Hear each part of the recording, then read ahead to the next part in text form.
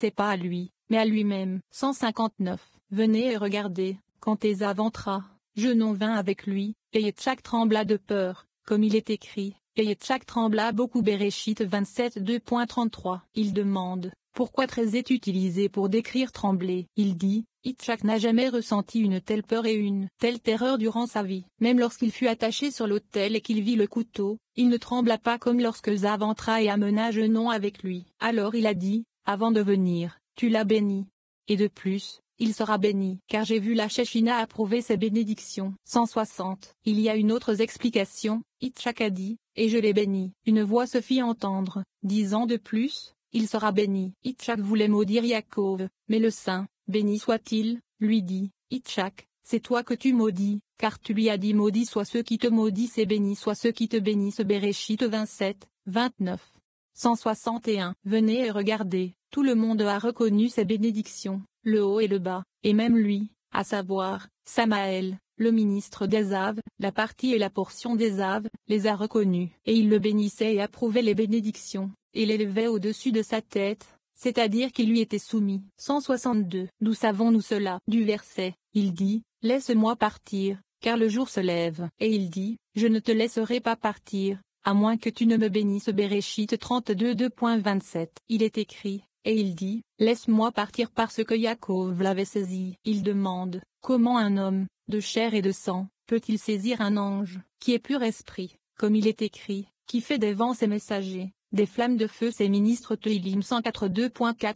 163. Il répond, on comprend de là que lorsque les anges, les messagers du Saint, béni soit-il, descendent dans ce monde, ils sont revêtus d'un corps à la ressemblance de ce monde, car il n'est pas convenable de s'écarter de la coutume du lieu que l'on visite.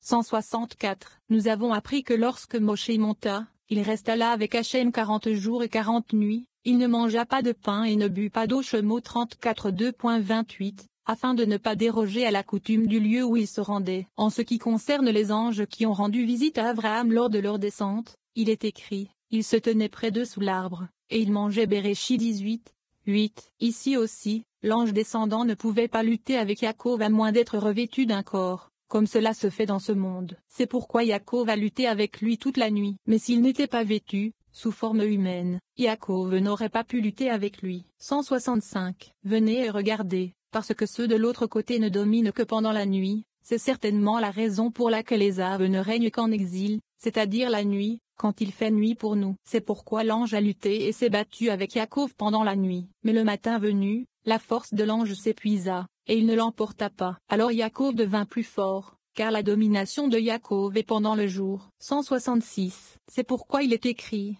le fardeau de Duma. On m'appelle de cerf, veilleur. Que se passe-t-il cette nuit, veilleur? Qu'en est-il de la nuit? Yeshaïa 21h11, car la domination d'Ésav, qui est appelée cerf, se fait pendant la nuit. C'est pourquoi l'ange s'affaiblit lorsque le matin arrive, et alors il dit, laisse-moi partir, car le jour se lève.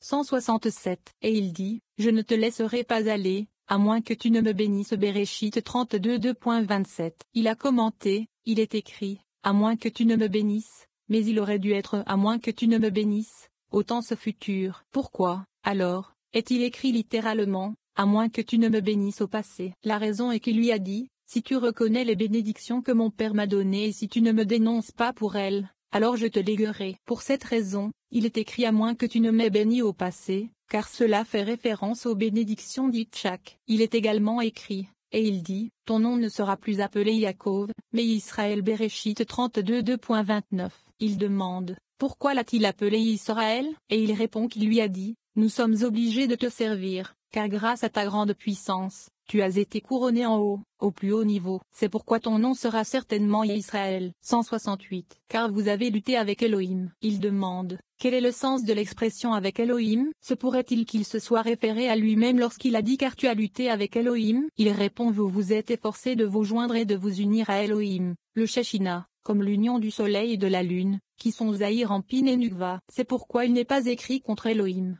mais plutôt avec Elohim, ce qui indique l'union avec Elohim dans une union. 169.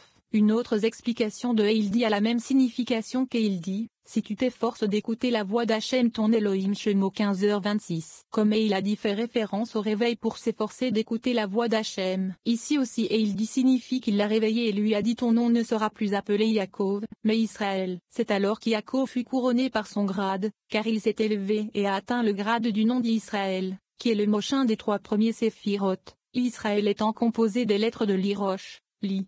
J'ai une tête, par laquelle il inclura tous les patriarches, c'est-à-dire, être la colonne centrale, qui inclut les colonnes gauche et droite, le secret des patriarcheurs Abraham et Yitzhak. Il est écrit, et il le bénit la Bereshit 32 2.30. Pourquoi le contenu de la bénédiction n'est-il pas précisé? Réponse. Cela signifie qu'il a reconnu toutes les bénédictions avec lesquelles son père l'a béni. 170. Rabbi Shimon a commencé son discours par le verset suivant. Lorsque les voix d'un homme plaisent à Hachem, il fait en sorte que même ses ennemis soient en paix avec lui. Michelet 16 2.7.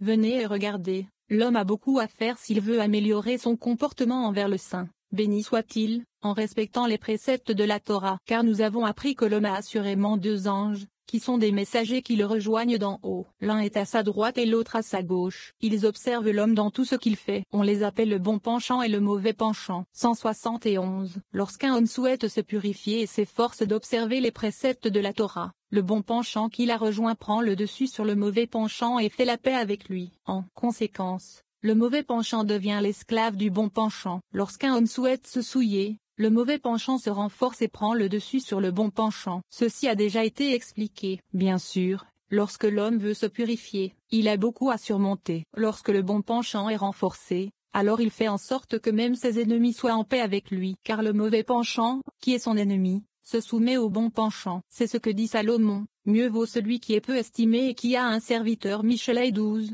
9. Le serviteur est le mauvais penchant, qui devient un serviteur du bon penchant. Ainsi, lorsqu'un homme suit les préceptes de la Torah, il fait en sorte que même ses ennemis soient en paix avec lui, y compris le mauvais penchant et ses escortes.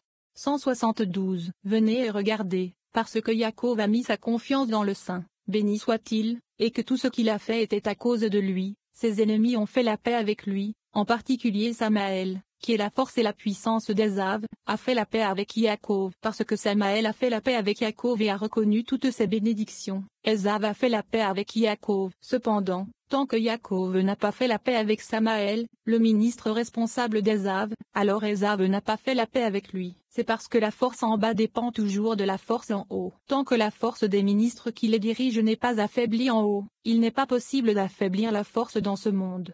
173. Et Yitzhak trembla beaucoup, et dit, qui donc, Epho, est-il? Bereshit 27 2.33. Il demande, quel est le sens de qui donc? Il aurait fallu dire qui est-il, car Epho signifie littéralement où. Il répond, qui donc est correct car la Shechina se tenait là quand Yitzhak a béni Yaakov. Il a donc dit qui donc, ce qui signifie où est celui qui se tenait ici et a approuvé les bénédictions, celui que j'ai béni. Assurément, il sera béni, car le Saint, béni soit-il, a approuvé ses bénédictions. 174. Rabbi Yehuda dit que pour ce tremblement que Yaakov a provoqué chez Yitzhak son père, Yaakov a été puni par la vente de Yosef, et il a tremblé quand ils lui ont dit nous avons trouvé ceci. Bereshit 37 2.32. Yitzhak a dit qui donc, Epho. Et par Epho, Yaakov a été puni. Et bien que le Saint, béni soit-il, ait approuvé toutes les bénédictions, il fut néanmoins puni par Epho comme il est écrit, ou, Epho. Ils font paître leurs troupeaux. Bereshit 37 2.6,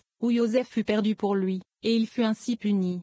175. Yitzhak trembla beaucoup, Li.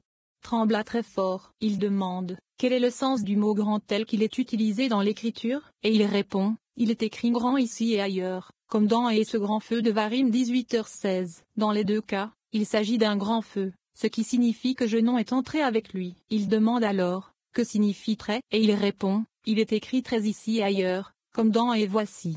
C'était très bon. Bereshit 2.31. Encore une fois, les deux font référence à l'ange de la mort. Dans ce cas, c'est une allusion à l'ange de la mort, qui est venu avec Ésav. Il dit alors qui donc? De plus, il sera bénéficie. Bereshit 27 2.33. Quand il comprend que les bénédictions appartiennent à Yaakov et non à Ésav. 176. Et quand Ésav entendit les paroles de son père. Bereshit 27 2.34. Rabbi Shia a dit, Ces larmes ont apporté tant de mal sur Israël, qu'Ésav a pleuré pour être béni devant son père, dont les paroles étaient très importantes pour lui. À cause d'elle, des accusations ont été faites selon lesquelles les Israéliens n'honoraient pas leur père comme lui. N'est-ce pas à juste titre qu'il a nommé Yaakov Ibidem 36, signifie, il l'a donc nommé, celui qui l'a fait, à savoir le Saint, béni soit-il. Il a prononcé cette phrase comme s'il crachait, pour dégrader celui qu'il a appelé Yaakov. Il n'est pas écrit, n'est-il pas justement nommé, mais littéralement, n'a-t-il pas été justement nommé? Cela indique qu'il ne voulait pas dégrader Yaakov, mais celui qu'il a nommé Yaakov. 177. Car il a supplanté ses, li. Ceci, 2 fois. Il demande, pourquoi ajouter le mot zé pour modifier supplanter 2 fois? Il répond, cela signifie que 2 sujets sont contenus dans un seul. Le mot beurati, mon droit d'aînesse, est devenu à un autre moment birkshati, ma bénédiction, car ils sont composés des mêmes lettres 2 fois, ce qui indique que la même chose a été répétée 2 fois. Car le droit d'aînesse appartient au premier-né, et parce qu'il a pris son droit d'aînesse, il a aussi pris société anonyme bénédiction. Ainsi, les 2 tromperies ne font qu'une. De la même manière, le verset nous serions sûrement revenus 7, zé, deuxième fois Bereshit 43 2.10, signifie que 2 choses sont en une. Nous serions retournés, chavenu, maintenant et nous ne serions pas mis à la honte, bochnu, par cet homme, et 2, littéralement, nous serions déjà retournés. Les lettres hébraïques de chavenu sont les mêmes que celles de bochnu. 178. De même, Iov a dit, et tiens-moi pour ton ennemi Iov 13h24. La combinaison des lettres Iov s'est transformée en Oiv, ennemi. Ceci s'explique selon le verset, car il m'écrase de la tempête Iov 9h17. Il a dit devant lui, Maître de l'univers, peut-être qu'une tempête s'est abattue sur toi, et Iov s'est transformé en ton ennemi. Ici aussi, il a pris mon droit d'aînesse Beurati, et la combinaison s'est transformée en ma bénédiction, Birkshati, comme dans il a pris ma bénédiction. 179. Voici, j'ai fait de lui ton Seigneur.